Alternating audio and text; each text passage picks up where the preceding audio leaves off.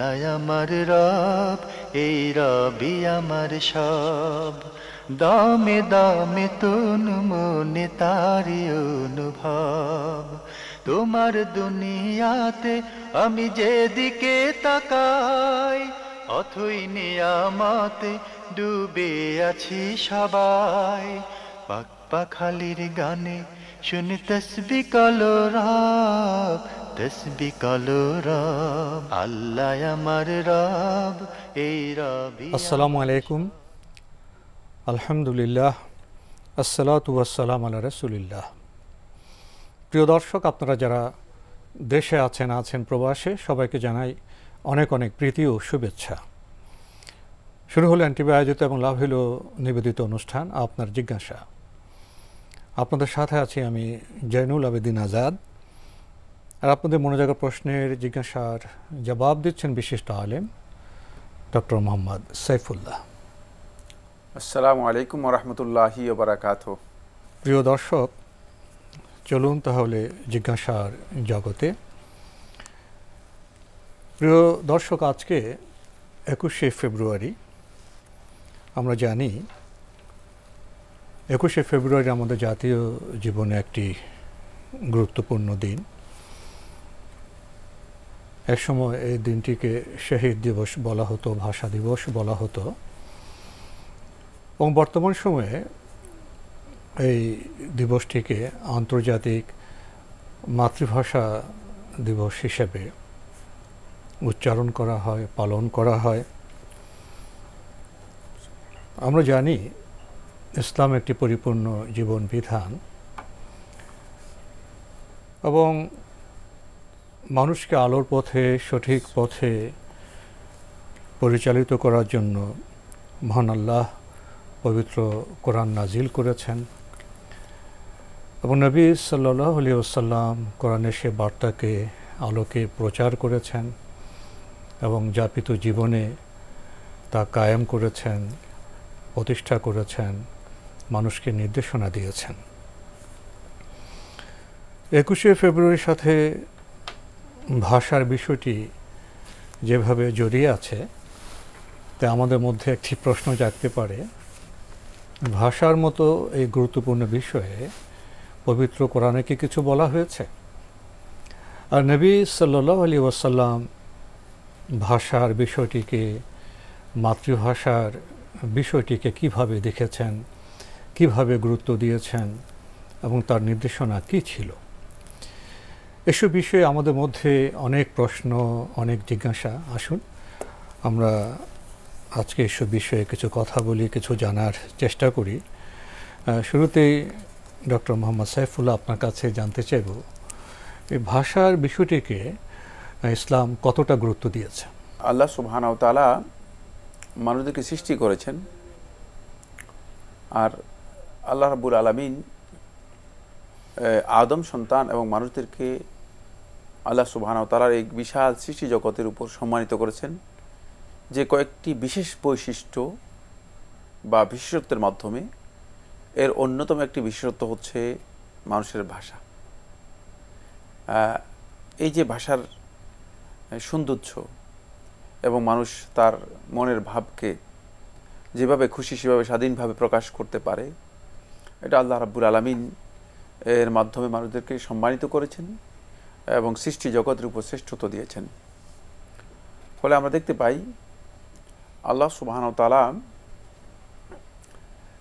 এই ভাষার যেই মূল তথ্য কোরআনে কারিমে দিয়েছেন, সেখানে আল্লাহ রাব্বুল আলামিন ভাষা যে আল্লাহ তাআলার একটা সৃষ্টি, ভাষা যে আল্লাহর পক্ষ থেকে আল্লাহর বান্দাদের উপর একটি নিয়ামত, ভাষা যে মানুষের জন্য শ্রেষ্ঠত্বের একটি মানদণ্ড, এই বিষয়কে আল্লাহ সুবহানাহু ওয়া তাআলা একাধিক আয়াতে দিক নির্দেশ করেছেন। সূরা আর-রুমের 22 নম্বর আয়াতের মধ্যে আল্লাহ সুবহানাহু ওয়া তাআলা ইরশাদ করেন, ওয়া মিন আয়াতিহি খালকুস সামাওয়াতি ওয়াল আরদ। আল্লাহ রাব্বুল আলামিনের আয়াত নিদর্শন সমূহের অন্যতম হচ্ছে খালকুস সামাওয়াতি ওয়াল আরদ, এই আসমান সমূহ এবং এই জমিন সৃষ্টি। ওয়াখতিলাফু আলসিনাতিকুম, এবং তোমাদের ভাষার এই বৈচিত্র্য। ভাষার এই বৈচিত্র্য দিয়ে আল্লাহ সুবহানাহু ওয়া তাআলা দুটি জিনিস এখানে ইঙ্গিত করেছেন। এক নম্বর হচ্ছে ভাষা আল্লাহ তাআলার সৃষ্টি এবং নিদর্শন, দ্বিতীয় হচ্ছে এই ভাষার বিভিন্নতাও আল্লাহ রাব্বুল আলামিনের পক্ষ থেকেই। মানে এটা যে কেউ আরবিতে কথা বলে, কেউ ইংরেজিতে কথা বলে, কেউ ফার্সিতে কথা বলছে, কেউ উর্দুতে, কেউ হিন্দিতে, কেউ বাংলায়, এই যে বিভিন্নতা, এই বিভিন্নতা এটাও আল্লাহ তাআলার একটা নিদর্শন, এটাও আল্লাহ তাআলার বৈচিত্র্য এবং আল্লাহ তাআলার নিদর্শন।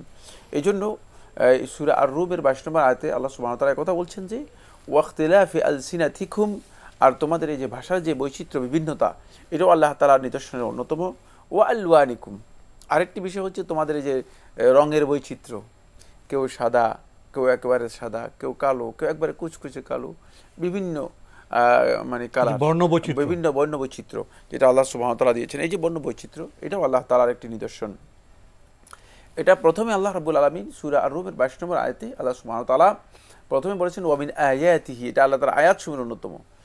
এরপরে আল্লাহ রাব্বুল আলামিন এখানে শেষের দিকে আরেকটি গুরুত্বপূর্ণ তথ্য দিয়েছেন, সেটা হচ্ছে ইন্না ফি যালিকা লাআয়াতিল লিল আলামিন, যে এই সব কিছুর মধ্যে যারা প্রকৃত ইলমের স্তরে উত্তীর্ণ হবে, ইলম এখানে মানে যেটা জ্ঞান বিজ্ঞান এবং সত্যিকার যেই ইনফরমেশনের মূল যে তথ্য, এই সূত্র পর্যন্ত যারা পৌঁছতে পারবে তারা এগুলোর মধ্যে অনেক গুরুত্বপূর্ণ নিদর্শন এগুলোতে খুঁজে পাবে, যেগুলো মানে সাধারণ জ্ঞান দিয়ে, মানে সাধারণ বিবেচনা দিয়ে অথবা শুধুমাত্র বিবেক দিয়ে যেগুলো আমরা উপলব্ধি করতে পারবো না।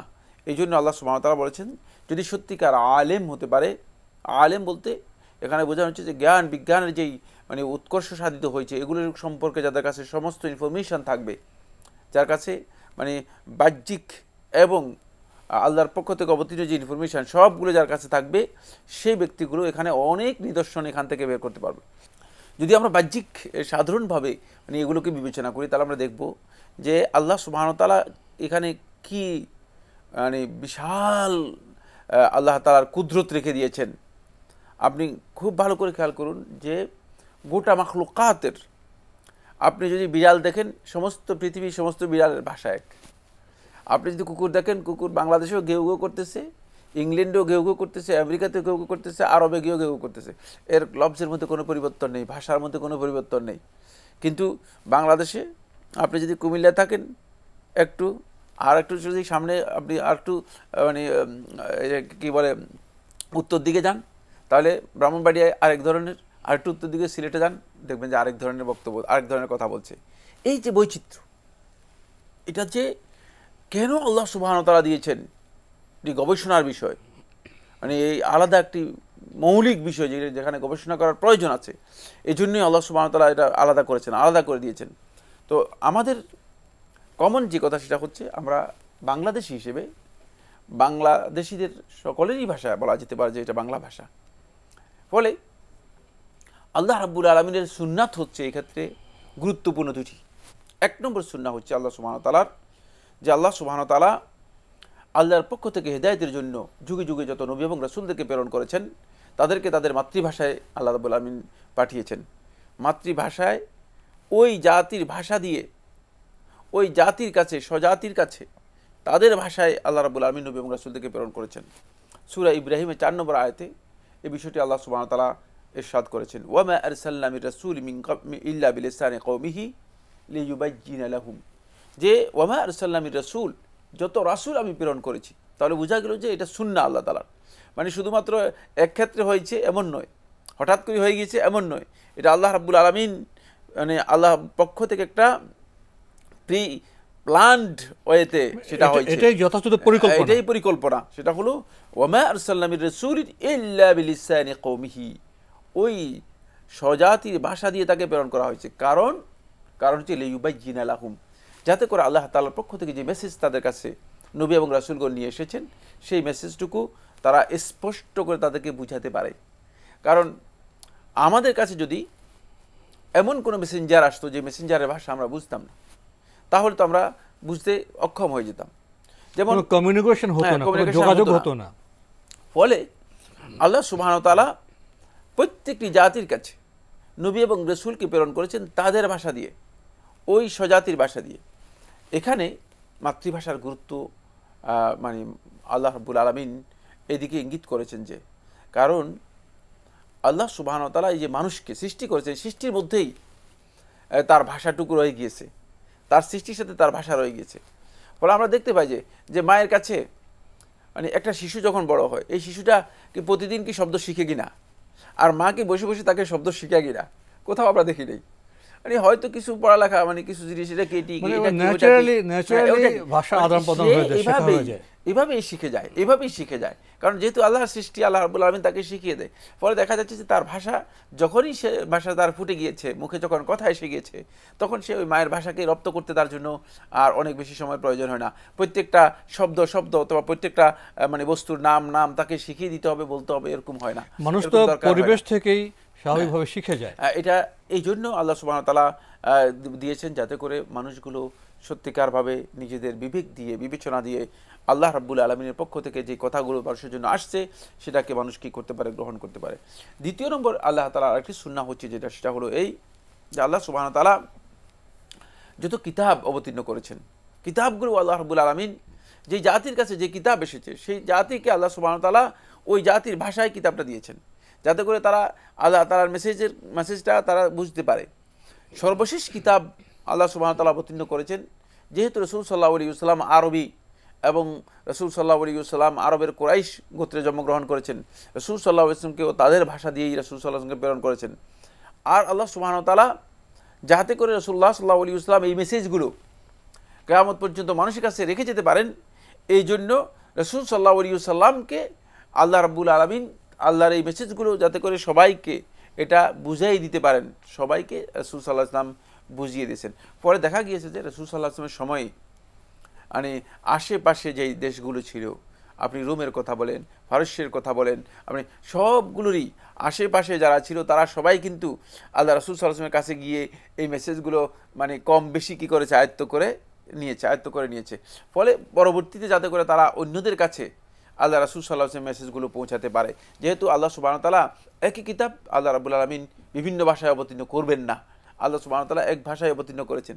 ফলে রাসূল সাল্লাল্লাহু আলাইহি ওয়াসাল্লাম মানুষ সহজ করতে বুঝতে পারে, রাসূল সাল্লাল্লাহু আলাইহি ওয়াসাল্লাম তাদেরকে বুঝিয়ে গেছেন এবং পরবর্তীতে সাহাবায়ে কেরামগণ এটাকে লোকদের কাছে আরো স্পষ্ট করে বুঝিয়ে দিয়েছেন। আমরা আজকে 21শে ফেব্রুয়ারির শহীদ দিবস এবং আন্তর্জাতিক মাতৃভাষা দিবসের এই দিনে আমরা ভাষা নিয়ে কিছু কথা শুনছিলাম। বিরতির আগে আপনি সূরা রহমান, সূরা রুম এবং সূরা ইব্রাহিমের আয়াতের আলোকে আপনি যে বক্তব্য রাখলেন, তাতে একটি বিষয় স্পষ্ট হয়ে গেছে, পবিত্র কোরআনে ভাষা সম্পর্কে যে শুধু কথা বলা হয়েছে তা না, মৌলিক কথা বলা হয়েছে এবং এই কথাগুলোর ব্যাপ্তি, গভীরতা, সৌন্দর্য এবং যথার্থতা এতটাই স্পষ্ট যে কয়েকটি আয়াত দিয়ে বোধহয় একটি ভাষা দর্শন নির্মাণ করা যায়। এই ভাষা নিয়ে কথা বলতে গিয়ে আমাদের বারবার শুকরিয়া আদায় করতে হয়। সূরা আর রহমানে যে ছোট্ট শব্দে যে কয়েকটি কথা বলা হয়েছে, আল্লাহ আমাদের কোরআন শিক্ষা দিয়েছেন, আমাদেরকে মানুষ হিসেবে সৃষ্টি করেছেন এবং বাক্যের একই কাঠামোতে বলা হয়েছে যে তিনি ভাষা প্রকাশ করতে, ভাব প্রকাশ করতে ভাষা শিক্ষা দিয়েছেন। এই শাব্দিক এবং বাক্যের কাঠামোতে উপলব্ধি করা যায় ইসলাম এবং পবিত্র কোরআন ভাষাকে কতটা গুরুত্ব দিয়েছে। আরেকটি বিষয় যেটা আমরা একটু চিন্তা করি, ভাষা তো প্রকাশ করতে হয়। জি, তো ভাষা প্রকাশের মাধ্যম কি? আমরা যে কথার কথা বলি, বাক প্রত্যঙ্গ। দেখা যায় পৃথিবীর যত ভাষাই হোক, ভাষা উচ্চারণ করতে গেলে যে ধ্বনিতত্ত্ব, সেখানে কখনো যৌভা কাজ করে, কখনো দন্ত কাজ করে, কখনো মুখগহ্বর কাজ করে, কখনো তালু কাজ করে। আল্লাহ যে ভাষা সৃষ্টি করেছেন এটা একটি স্পষ্ট উদাহরণ। এই আমাদের মুখগহ্বরে যদি বাক প্রত্যঙ্গগুলো সৃষ্টি না হতো, কোনো মানুষ কি ভাষা প্রকাশ করতে পারত? এমন গভীরতায় যদি আমরা ভাষা বিষয়টিকে নিয়ে যাই, তাহলে আমাদের মাথা আবার সেজদায় অবনত হয়ে যায়। তো আমরা দেখেছি পৃথিবীতে বর্ণ বৈচিত্র্য আছে, ভাষা বৈচিত্র্য আছে। মানুষ যখন কোরআনের নির্দেশনের বাইরে চলে যায় তখন বর্ণ দাঙ্গা হয়। যেখানে বর্ণ বৈচিত্র্য হতো, বর্ণের সৌন্দর্য নির্ণয় হতো, দাঙ্গা হয়ে যায়। আবার ভাষার যে সৌন্দর্য, ভাষার যে বৈচিত্র্য, সেখানে ভাষার মাধ্যমে যে মৈত্রীর বন্ধন সৃষ্টি হতো, সেখানে কোনো কোনো এলাকায় ভাষা দাঙ্গাও হয়েছে। কারণ কোরআনের বার্তা থেকে আমরা দূরে। আপনি সঙ্গতভাবেই আপনি আরেকটি আয়াতের কথা উল্লেখ করেছেন, সূরা রুমের 22 নম্বর আয়াত। সেখানে বলা হয়েছে যে সৃষ্টিতে যারা জ্ঞানী তাদের জন্য নিদর্শন আছে, বর্ণের বৈচিত্র্য, ভাষার বৈচিত্র্য। আমরা এখন লক্ষ্য করছি যে 21শে ফেব্রুয়ারি শুধু আমাদের মাতৃভাষা বাংলার বিষয় নয়, এটা এখন আন্তর্জাতিক মাতৃভাষা বিষয় হয়ে গেছে। অর্থাৎ পৃথিবীতে যে শত শত ভাষা, ভাষার মধ্যে কোনো বিদ্বেষ নেই, কোনো দ্বন্দ্ব নেই, ভাষায় এই মৈত্রীর একটি বন্ধন, এটাই তো বোধহয় আন্তর্জাতিকতাবাদ। সেই নির্দেশনায় তো পবিত্র কোরআনের সূরা রুমে দেওয়া হয়েছে যে পৃথিবীর সৃষ্টি, তোমাদের জন্য ভাষা ও বর্ণের বৈচিত্র্য, এখানে জ্ঞানের নিদর্শন রয়েছে জ্ঞানীদের জন্য। আমি যে কথা শেষে এসে বলবো, আমি শুরুতেই প্রশ্ন করেছিলাম পবিত্র কোরআনে ভাষা সম্পর্কে কোনো বক্তব্য আছে কি না। আপনি যে কয়েকটি আয়াত যেভাবে ব্যাখ্যা করলেন, এখন তো আমার বলতে ইচ্ছে হচ্ছে ভাষা সম্পর্কে, মাতৃভাষা সম্পর্কে পবিত্র কোরআনে শুধু কিছু বলা হয়েছে তা না, রীতিমতো দার্শনিক বক্তব্য দেওয়া হয়েছে। এগুলোর মাধ্যমে আমরা পুরো মানব জাতির জন্য একটা ভাষা দর্শন নির্মাণ করতে পারি। কোরআনে কারীমে আল্লাহ সুবহানাহু ওয়া তাআলা যে ভাষার বৈচিত্র্যের কথা উল্লেখ করেছেন, সেখানে একটি বিষয় ফুটে উঠেছে, সেটা হলো এই ভাষা কোনো সংকীর্ণতা অথবা সাম্প্রদায়িকতাকে উস্কানি দেয় না। ভাষা মানুষের যেমন বিভিন্নতা রয়েছে, বৈচিত্র্য আছে, সৌন্দর্য আছে, ভাষাও এই ধরনের একটি বৈচিত্র্য। এই জন্য আল্লাহ সুবহানাহু ওয়া তাআলা আগেই বলে দিয়েছেন যে ভাষাকে নির্ভর করে যখন সংকীর্ণতা অথবা সাম্প্রদায়িকতা নিয়ে আসা হবে, তখন সেখানে দাঙ্গা তৈরি হতে পারে, সেখানে ক্ষতি আসতে পারে। এই কারণে আল্লাহ সুবহানাহু ওয়া তাআলা মানুষদেরকে এই ভাষার বিভিন্নতার বিষয়টি আল্লাহ রাব্বুল আলামিন জানিয়ে দিয়েছেন। এখানে খুবই গুরুত্বপূর্ণ একটি পয়েন্ট রয়েছে, সেটা হলো এই যে আল্লাহ সুবহানাহু ওয়া তাআলা যেহেতু মানুষদেরকে স্বাধীন ইখতিয়ার দিয়েছেন, স্বাধীন কর্মক্ষমতা দিয়েছেন, সামর্থ্য ও শক্তি দিয়েছেন, ফলে মানুষ সীমালঙ্ঘন করতে পারে। মানুষের সীমালঙ্ঘন করার ইচ্ছা, স্বাধীনতা আছে, সীমালঙ্ঘন করতে পারে। এবং সেই সীমালঙ্ঘনটুকু তার মানে এমন পর্যায়ে চলে যায় যে এক গোষ্ঠী আরেক গোষ্ঠীকে, এক দল আরেক দলকে বিভিন্নভাবে আঘাত হানে এবং বিভিন্নভাবে তারা হত্যাযোগ্য পর্যন্ত ক্ষতিগ্রস্ত করে। ফলে এই ভাষার বৈচিত্র্য এখানে আল্লাহ সুবহানাহু ওয়া তাআলা সুকৌশলে মহান খালেক একটা হিকমত রেখে দিয়েছেন, যাতে করে কোনোভাবেই মানে গোটা বিশ্ব বিপর্যস্ত অবস্থার মুখোমুখি না হয়, গোটা বিশ্ব ফাসাদ যাতে তৈরি না হয়, এই জন্য গোটা বিশ্বের ভাষা একটি ভাষায় পরিণত করে দেননি। যাতে করে এখানে একটা প্রতিবন্ধকতা আছে, যে প্রতিবন্ধকতার জন্য তাকে অবশ্যই কী করতে হবে, সময় নিতে হবে, মানুষদেরকে এই বিষয়টি বুঝাতে হবে।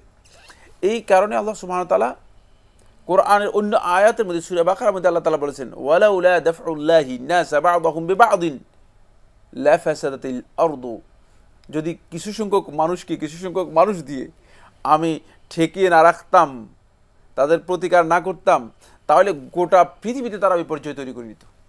কারণ তাদের সীমালঙ্ঘন করার একটা শক্তি আছে, প্রবণতা আছে। এই কারণেই আল্লাহ সুবহানাহু ওয়া তাআলা, আপনি দেখেন মানে পৃথিবীর ইতিহাস থেকে এটা প্রমাণিত যে গোটা পৃথিবীতে বিপর্যয় সৃষ্টি করার কোনো ক্ষমতা কারো ছিল না। যে জাতির মধ্যে চেষ্টা করেছে সেই জাতিতে বিপর্যয় সৃষ্টি করার জন্য, যেহেতু জাতির একদলকে নিজের পক্ষে বোঝানোর চেষ্টা করেছে, আবার আরেক দল তাদের বিপক্ষে গিয়েছে, কিন্তু সমগ্র পৃথিবীতে বিপর্যয় সৃষ্টি করতে পারেনি।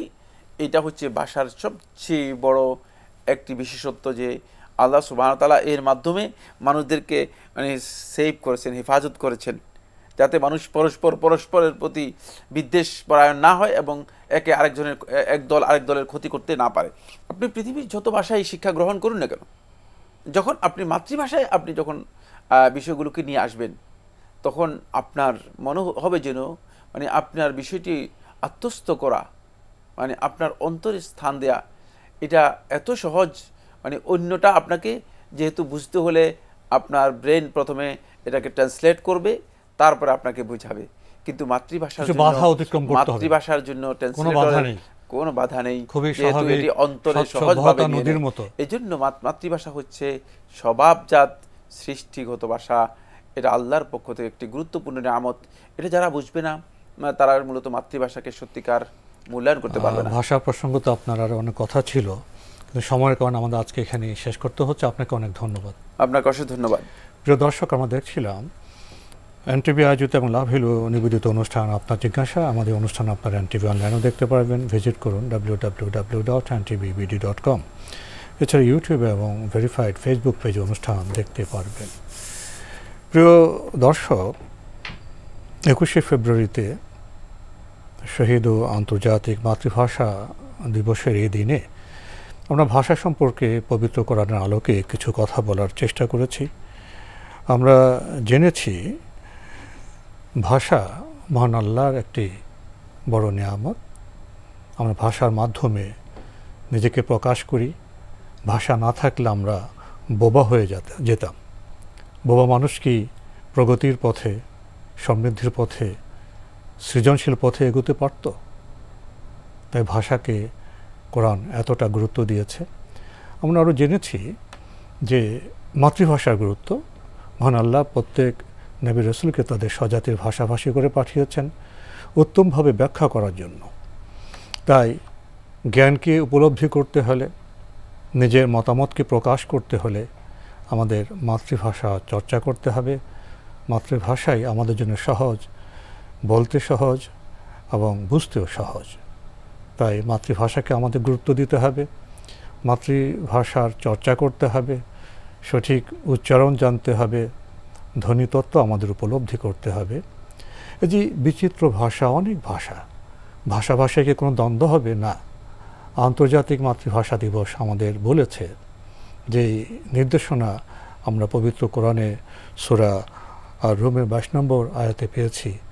এই যে বর্ণের বৈচিত্র্য আছে, ভাষার বৈচিত্র্য আছে, এটা আন্তর্জাতিকতাবাদ। ভাষায় মৈত্রী হবে, মৈত্রীর বন্ধনে আমরা আরও মানবিক হব। আসলে পবিত্র কোরআন জীবনের বিচিত্র সম্পর্ক সূত্রে বিচিত্র অঙ্গনে কথা বলেছে, কিন্তু সমস্যা হলো সে কথা আমরা কতটা জানি, কতটা পাঠ করি, কতটা উপলব্ধি করি। 21শে ফেব্রুয়ারির এই দিনে আমরা এই বিষয়টি সবার সামনে উপস্থাপন করতে চাচ্ছি। আসুন আমরা কোরআন অন্বেষণ করি এবং মানব জাতিকে উপকৃত করি।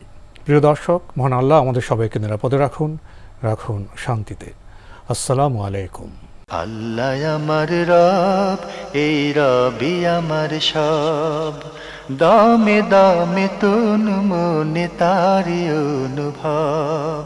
আল্লাহ আমার রব, এই রবি আমার সব।